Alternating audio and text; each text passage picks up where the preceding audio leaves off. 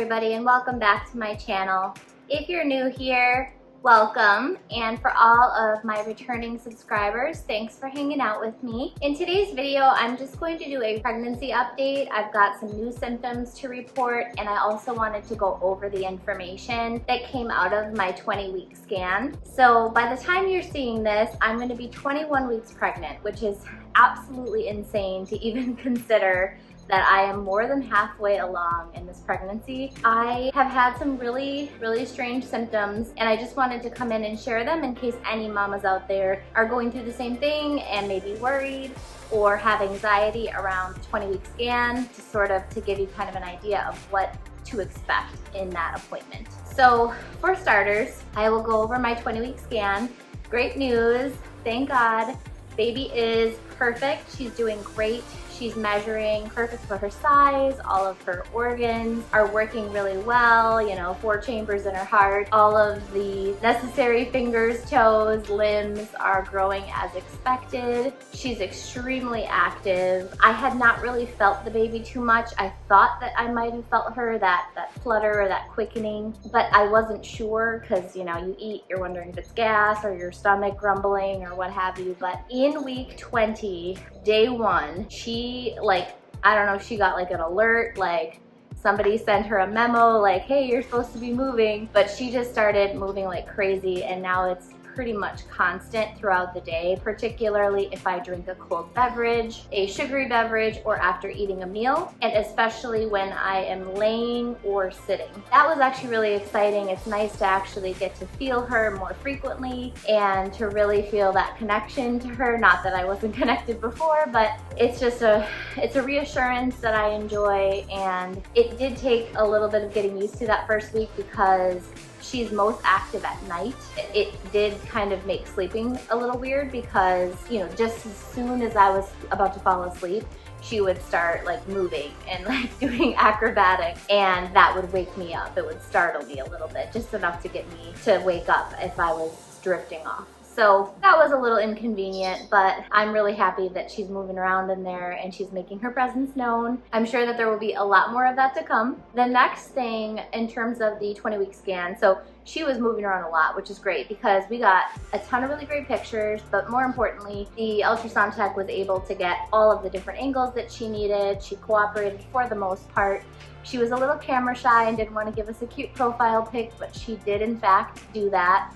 So I will share that on the screen here somewhere. She was just amazing throughout the entire appointment. She cooperated. They were able to get all the information they need so that I didn't have to schedule a second appointment. So what to expect in that appointment? For starters, we weren't able to record. I really wanted to. It's just not something that a lot of ultrasound techs allow. I'm not really sure what the policy or why the policy exists, but we weren't able to record. So that's the first thing. The second thing is we didn't actually listen to the heartbeat this time. They told us the heartbeat, but we didn't actually hear it, and I don't know if that's normal or not, but it was like 162 beats per minute, so still super healthy, strong heartbeat. You're in that appointment a really long time. I think I was in there anywhere from like 30 to 40 minutes. It did get slightly uncomfortable. I actually had to use the restroom halfway through. I am so thankful because I was actually allowed to use the restroom before my appointment, even though they say to go in with a full bladder, which I did. I drank 32 ounces, a little bit over 32 ounces of water before I arrived. They actually let me use the bathroom for my urine sample right before I went into the ultrasound, so I didn't have all that pressure, which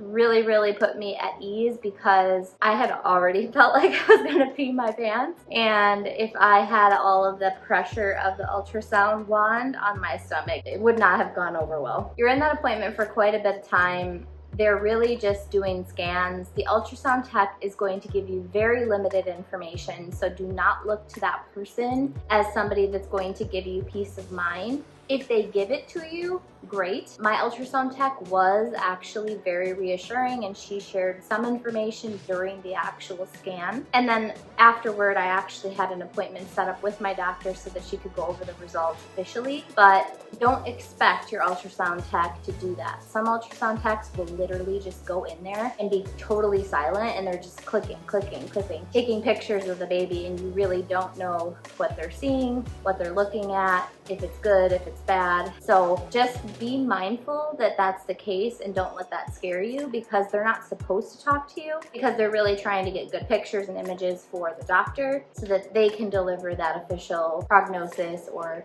information. But it was extremely good, guys. Like, I could not be happier. There were no cleft palates, no spinal abnormalities. Her growth was perfect. I couldn't be more relieved at the results, and she's growing perfectly, which I was worried about because I haven't put on a lot of weight. So far I've gained less than 3 pounds and I'm in my 21st week. So that is a very low amount of weight, but she is gaining and she's growing. So she said not to worry. She said as long as the baby continues to grow, there's nothing to be concerned about, and she just checked in with me on what my diet was. I let her know and she said, well, it sounds to me like maybe you're just losing the weight and everything's going to the baby. As long as you're feeling good and she's still growing, you don't have anything to worry about. As for kind of like the rest of the scan, they literally just are constantly moving around. They'll have you kind of turn left or right, usually towards the ultrasound tech, to get different angles. So don't be worried if they're doing that. They did that for a while to get the 4 valves or the 4 chambers of the baby's heart, which started to stress me out a little because they weren't getting good images. So like I had to turn, and then that wasn't working, then I had to turn again. It took a little while, but it was just because she was so active and she just couldn't get a good image. Try not to go into those appointments with anxiety because they are very stressful, but ultimately you can't do anything about the results. So all you really can do is just try to calm yourself for the sake of you and the baby, and go in, maybe say a prayer if you believe in that, and you know, hope for the very best for you and your new baby. The next thing is just going over a couple of the symptoms that I am experiencing. I have had some really interesting symptoms lately that I just wanted to bring to the forefront so that in case anybody else is going through them, that they at least feel, you know, that they are not alone in that. So for starters, I've noticed that my fatigue is starting to kind of ease its way back in, and I feel like it's super early for that. Third trimester isn't until week 28, and you know, I'm only at 21. I was really looking forward to having all of that energy that everybody keeps talking about in the second trimester, and unfortunately it looks like I've only gotten that energy the first half of the second trimester, and now I seem to be kind of on the decline. Hopefully that turns around, but right now I am exhausted. Like, just doing this video, as you guys can see, I'm not wearing any makeup. I have done very little with myself, I'm sorry, but I am tired, like so tired. The next thing is that I am beginning to experience shortness of breath and waking up with sort of like chest pains if I fall asleep and then end up on my back for an extended period of time. So that's something totally normal, and my doctor told me that that would happen. It definitely is very uncomfortable. Like, you'll wake up and you kind of have like this pain like in your upper sternum, and you have like a shortness of breath, and that's just because that vena cava is being compressed. So that definitely has started to happen, and it's not comfortable, and it's just another thing waking me up in the middle of the night besides having to use the bathroom all the time. So that's been frustrating, but I'm doing my best to prop myself up to where like I can't roll. It's just hard because I'm getting up so much in the middle of the night to use the bathroom that sometimes I'll just like crawl right back into bed half asleep and not properly wedge myself in, if that makes sense. So that's been tough. I noticed literally today, after I got out of the shower, that I'm developing 2 varicose veins, one in each of my calves, left and right side. So that's a super bummer. I've been having a lot of problems with my legs. Over the last 3 to 4 weeks, I've actually developed a really interesting condition that I had never heard of before. It's not necessarily pregnancy specific, but it can be caused or brought on by pregnancy. And the name of that condition is Meralgia anesthetica. I'll plop that on the screen. Meralgia anesthetica is a condition, it's neurological, and it is a superficial condition, meaning that It doesn't affect your muscles or your ligaments in any way. It's not actually buried in or affecting your body or your bones. It sort of sounds bad, but it's actually in your head. And it's not in your head in the sense that you're making it up, because it's definitely happening. It's in your head in a sense that it's actually a neurological problem, meaning that your brain is sending signals to your leg that's telling you XYZ. What has been going on, it's a one-sided pain. It's almost never in two sides, and it's often in your upper thigh on the outer side, and it's usually in like an oval shape. So kind of the upper left-hand thigh on my leg, all of a sudden started itching really, really badly. It felt like bruised and super sore, and then periodically I would get like shooting, stabbing pain, like my leg was having a heart attack or something. Like, it was just the strangest thing. And I was worried that I had deep vein thrombosis. So DVT can be really like serious, like life-threatening. And I went to my doctor and I didn't have the symptoms of that. Like, I only had like one symptom of like 10. So, you know, we ruled out that that was the problem. And I went home and I continued to have the issue. And I did have a little bruise on that area. I don't know how I got it, but it went away. And even well after the bruise has gone away, I continued to have symptoms. That kind of got me a little worried. I was like, what is going on? It has a really strange sensation of like tingling and then being numb and then getting really, really itchy, which was very, very weird. And when you go to itch it, the weirdest thing is the fact that it doesn't actually itch. Like, your leg is itchy, but when you scratch it, it doesn't scratch the itch. So it's like you're itching like a foot that went asleep. Like, you don't actually feel it, therefore you're not actually getting the satisfaction of itching. And it's like really, really frustrating because you're trying to scratch it because it itches, but you're not feeling it. It doesn't feel like your leg. And that was really, really frustrating, and that kept me up quite a few nights. And there were a few nights that like I woke up in the middle of the night and it was like really warm in that one little space. Like, that one little spot was like super warm to the touch. And again, that's a symptom of DVT. So I was so stressed about it, but I talked to my primary care doctor and we discovered that it was in fact this condition. The good news is it's probably going to be temporary. Things that make it worse are wearing tight clothing, standing and walking for long periods of time, weight gain, including pregnancy. So my leg is sending signals to my brain, or vice versa, that it's experiencing this phenomenon, but it's not actually hurting me or causing me harm in the long run. Now, what it can do, and what I'm afraid of, because these stabbing pains, when they happen, are very severe, I'm afraid that I'm actually going to take a fall because of how sudden and abrupt the pain sensation is and how intense it can be. My doctor actually recommended that I use a cane, and a couple friends that I've talked to have recommended the same. I'm not ready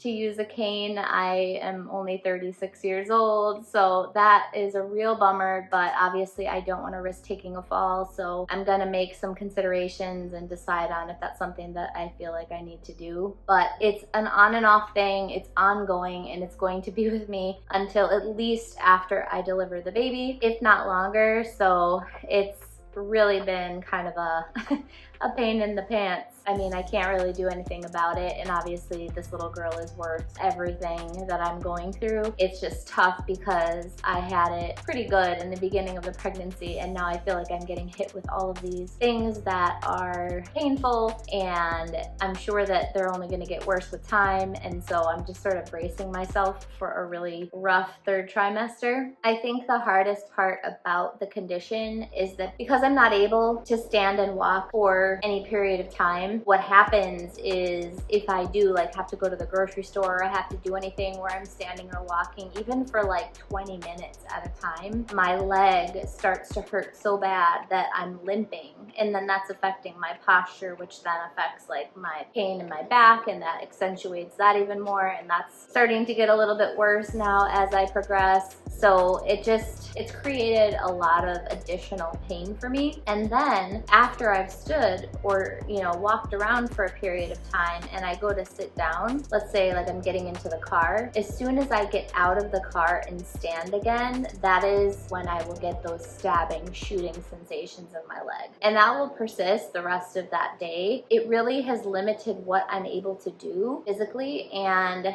you know, I have a lot to get done. You know, there's so many things that I need to prepare for and things that I need to complete before baby is here, and it's just one more thing holding me back from being able to do those things, so it's really frustrating. Beyond that, I don't really have any other symptoms to report. I'm just excited to report that the baby is healthy, and even though I have these inconvenient symptoms and there are some things going on that I could do without, I definitely am still in decent health, and the baby, most importantly, is in amazing health, and everybody is doing well. So I just wanted to come in and do an update and let you guys know. I'm gonna go ahead and do a bump shot, and then I'll come back and say goodbyes so that you guys can get back to your day.